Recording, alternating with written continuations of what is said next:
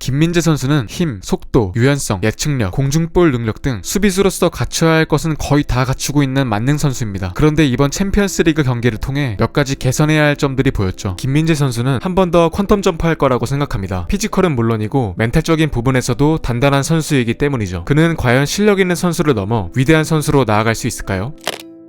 김민재와 같은 선수가 대한민국 국적이라는 것은 참으로 자랑스러운 일입니다. 명실상부 최고의 수비수로서 역대급 아웃풋을 보이고 소속팀에서는 물론 국가대표팀에서도 엄청난 활약을 보여줬죠. 그런데 일이 나버리고 맙니다. 바이에른 뮌헨과 레알 마드리드의 챔피언스리그 4강 1차전 2대2 무승부를 기록하였지만 두 개의 실점에 김민재 선수가 모두 직접적으로 연관되며 뮌헨 감독 투헬은 물론 각종 언론의 혹평을 받게 됩니다. 일주일 후 펼쳐진 2차전 뮌헨은 레알 마드리드에게 2대1로 패하며 이번 시즌을 무관으로 마무리하게 되었습니다.